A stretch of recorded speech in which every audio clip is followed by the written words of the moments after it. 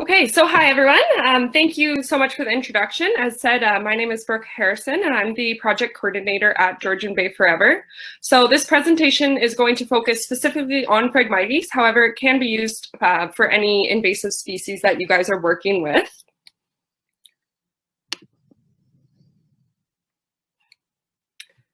Let me see how I can get to the next slide here. There we go. So for those of you who don't know of us, Georgian Bay Forever is a charity dedicated to scientific research and public education on Georgian Bay's aquatic ecosystem. Our mission is to protect, enhance, and restore the aquatic ecosystem of Georgian Bay by funding accredited research on water levels, water quality, and ecosystems.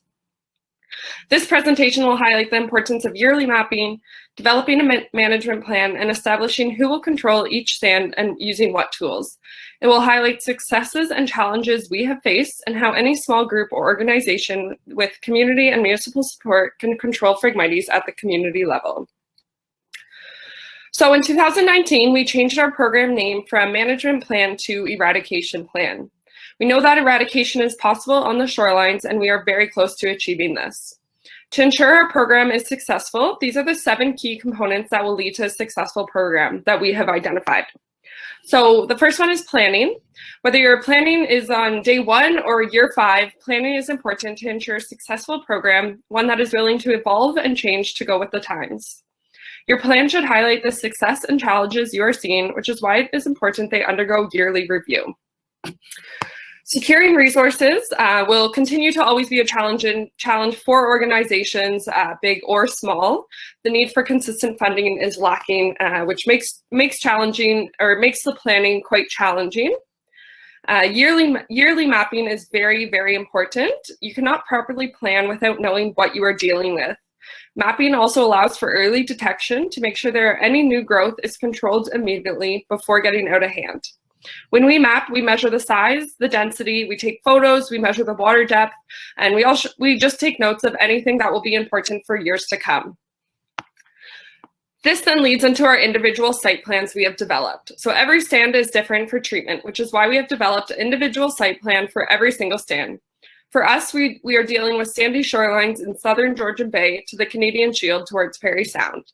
Some may need just some hand tools like a raspberry cane cutter, but there is some sites that we're dealing with that use the machinery like the trucksers. Site plans evolve and change yearly, so you need to prepare for updates and flexibility to these plans. When the site plan changes, that reflects the success of your program. In 2019, if you needed 5 volunteers over 5 hours, but then in 2020, you needed only 2 volunteers over 2 hours, that shows the process is working and allows time to be spent on different focus areas. So executing the plan, field season is filled with GBF staff, volunteers, our partners working physically to control the Phragmites in the water. After this comes the analysis, so similar to mapping and the individual site plan, looking back on your program and establishing what worked, what can change, recording any field notes. This time spent will allow for growth for the following years to come. And commitment. We are dedicated to reaching a goal of eradication by the year 2025. What is your group trying to achieve? So this is roughly the timeline that we work off of. This is, again, for Phragmites, but for any invasive species, the only change might be when you're controlling it. But in the winter, so right now, we are applying for funding, we're attending conferences like this, we're learning, we're planning for the program. This is based off successful applications. In the spring, we finalize our program. We hire summer students. We connect with our partners at Cottage Association, municipalities, different groups to organize who will be cutting what sites. And we also take this time to continue educating these volunteers, so how to control and how to properly dispose. In June is when we map everything. So this is very important to track the success of your program and to ensure that your plan can be carried out and record any new sites. And July and August is when we are controlling as much as we can. Typically, we do host a few community cuts for some of the larger sites, and the small sites are divided by GBF staff and community. In September is when we typically bring in the trucksers, and then in the fall is when our analysis begins. So we record these field notes and we make note of anything that we saw in July and August and how we can improve for years to come. So this map shown on the screen is what we expect the eastern shorelines of Georgian Bay to look like in 2025. I'll be highlighting a few maps, so I just want to bring your attention to the legend. The green sites are sites that are eradicated, so we're no longer seeing them along the shorelines. Yellow are sites that have seen at least one form of treatment, but will need additional years of control. And not seen on this map, but the red sites are sites that have been identified through our mapping program, but have not yet received any control. In 2019, we developed the 5-year plan for these 570 plus sites and mapped on the eastern shorelines. And we've been fighting frag for over 8 years. So this is our goal, but then how do we get there?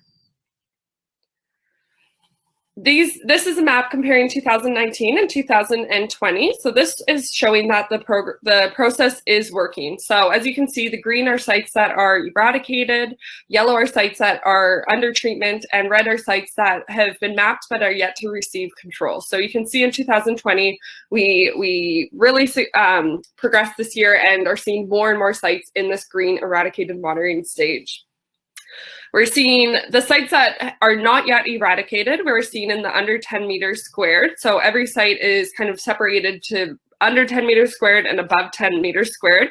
And then each of these sites have individual plans. So these plans are either controlled by GBF staff, summer students, homeowners, cottage association, different volunteers, but they're under the management of Georgian Bay Forever. So the next few slides are going to highlight one of our focus areas, which is the Township of Georgian Bay. This area encompasses Severn Sound to 12 Mile Bay and also does include Honey Harbor.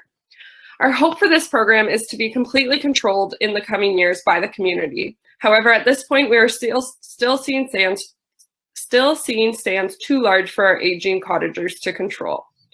Although 2020 was challenging as we were unable to host community cuts, we did have over 87 volunteers dedicate nearly 500 hours and 3 staff who dedicated 1,600 hours and cut approximately 110 stands. And very excitingly, we are seeing 272 in the monitoring eradicated stage. So this is just for Township of Georgian Bay here. So what this chart highlights is this is the overview of Township of Georgian Bay, but you can see who we expect to be controlling all of these sites and how we expect to get to eradication by the year 2025. So as we are mapping and controlling each of these stands, we make sure to talk to the local home or cottage owner. We go over cutting techniques and disposal methods as part of our training program. So often they will join us in these cuts, or they will take ownership of these stands, which is the ultimate goal, that the closest homeowner to these stands will take ownership for these Phragmites patches. So this is the Township of Georgian Bay. This is the map of 2019. So this is what it looked like in 2019. And this is what it looked like in 2020. So you can see more and more is being eradicated, allowing time to be spent in different areas. 110 sites were cut and 272 are in the monitoring stage in 2020.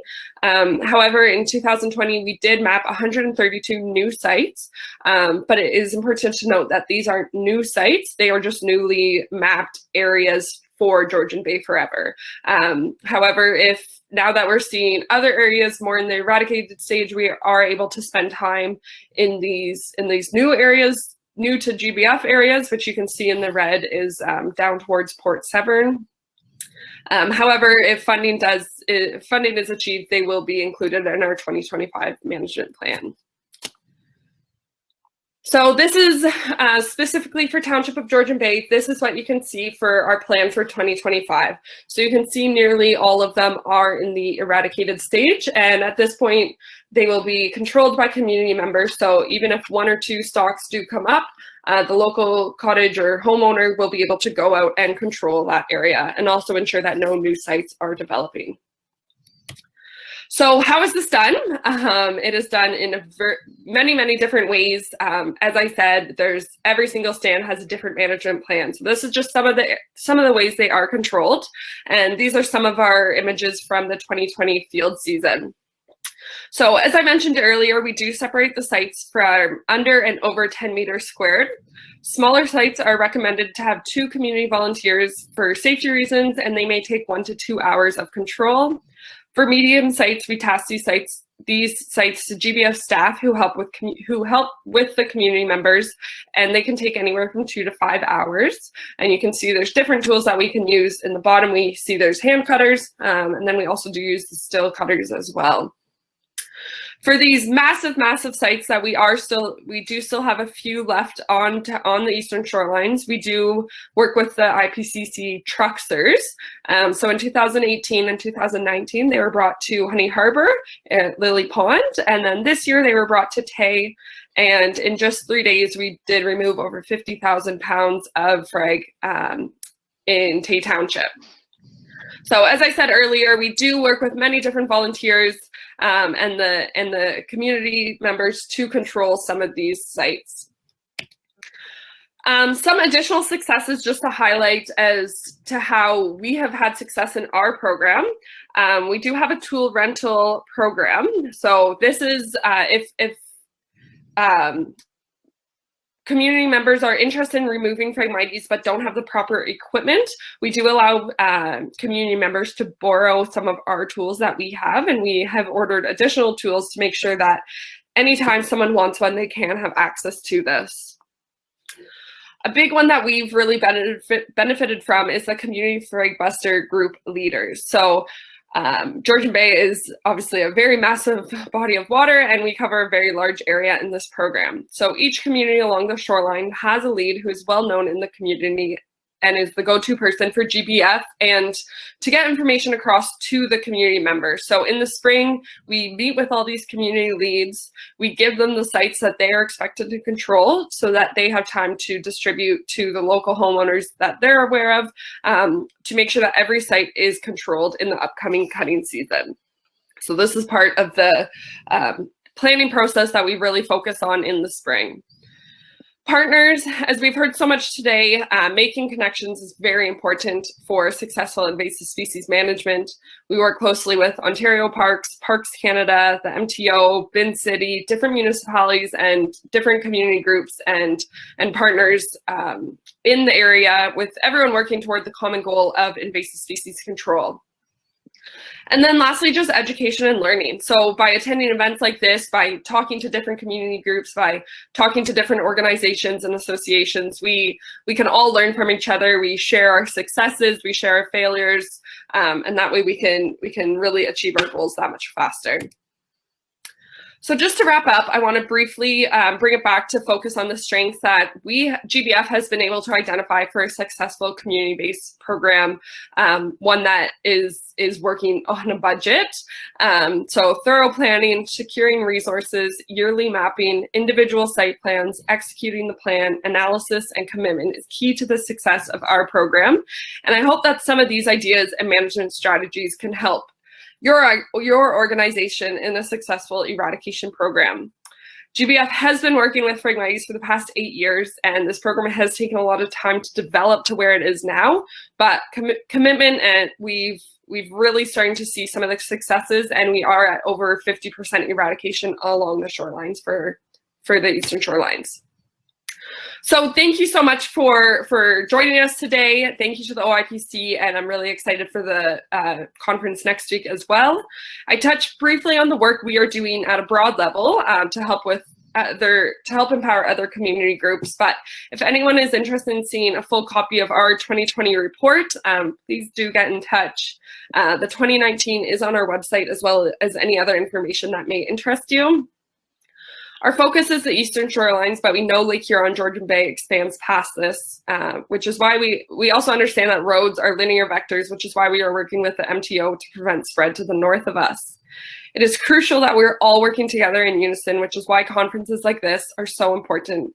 And it's great to really work together and see the successes, see the failures, so we can all get to that common goal of eradication.